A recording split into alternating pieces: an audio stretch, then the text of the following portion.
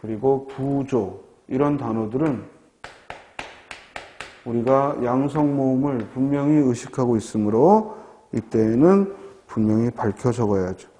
4번 비슷한 발음의 몇 형태가 쓰일 경우 그 의미에 아무런 차이가 없고 그중 하나가 더 널리 쓰이면 그 한 가지 형태만을 표준어로 삼는다. 그래서 4번은 단수 표준어의 예를, 그래서 저기가 맞고 저기는 틀리고, 그래서 둘 중에 하나만 널리 쓰일 때에는 그 하나만 표준어로 삼는다. 자, 요새는 시험 문제가요, 이렇게 표준어가 맞느냐 틀리느냐 이런 문제보다는 어떤 규정을 주고 그 규정에 적절한가 이런 유형을 묻고 있습니다. 자, 16번은 접속 부사를 물었죠. 자, 우리가 접속 부사는 문장 성분은 부사어죠. 그리고 그런데, 그러나, 그러므로. 자, 그리고는 나열할 때 써요. 즉 앞에 내용에 나열하거나 첨가할 때, 나열, 첨가할 때 그리고 라고 씁니다. 반면에 그런데는 화제가 전환됐을 때, 앞에 나왔던 내용과 화제가 바뀔 때 그런데 라는 말을 쓰고, 이 그러나는 즉 역접에 앞에 나온 내용과 반대되는 역접의 내용이거나 혹은 강조할 때 그러나 라는 말을 씁니다. 그리고 그러므로는 원인과 결과, 인과의 관계일 때 쓰죠. 이렇게 접속 부사는 크게 4종류가 있어요.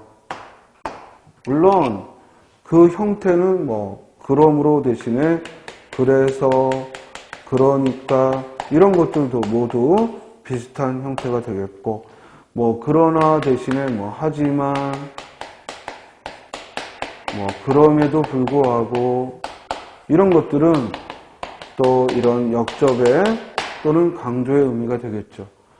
그런데 한편,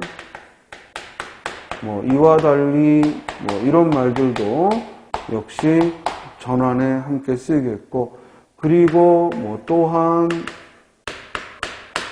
또 예를 들어 이런 것들도 역시 나열할 때 주로 사용을 합니다.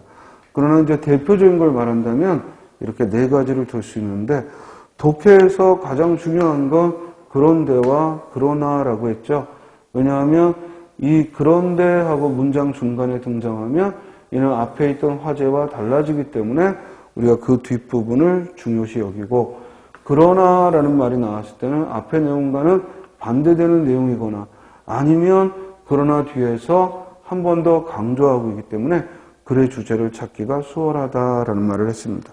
자, 본문을 보면 격분의 물결은 사람들의 주의를 동원하고 묶어내는 데는 대단히 효과적이다. 자, 한병철의 투명사회라는 글이라, 사실은 한병철은 독일의 철학